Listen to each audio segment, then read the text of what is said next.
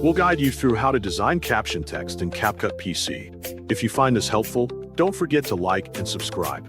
People search for this tutorial because captions make videos more engaging, easier to understand, and accessible to wider audiences, including viewers who watch without sound. First, open Windows on your computer to begin the process.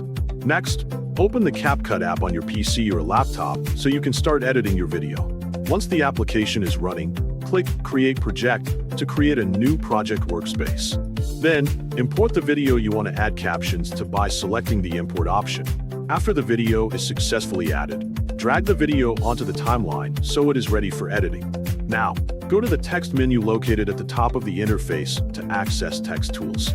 From there, click the default text option to add a text layer onto your timeline. Once the text box appears, type the text as shown in the caption you want to display in the video. After entering the text, change the font as needed to match your preferred style or theme. Next, adjust the text size and position so it fits well within the frame and remains easy to read. Make sure the placement does not block important parts of the video.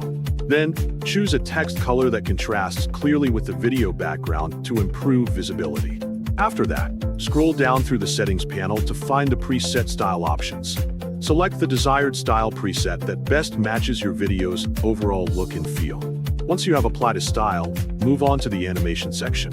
Select the animation feature to enhance how the text appears on screen. Choose the animation you want based on your preference, whether it is subtle or more dynamic. After selecting the animation, set the duration so it matches the timing of your video clip. Then, adjust the text duration directly on the timeline to ensure it stays visible for the correct amount of time.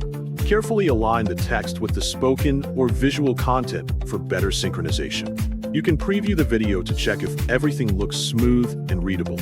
If needed, make small adjustments to improve timing, style, or placement.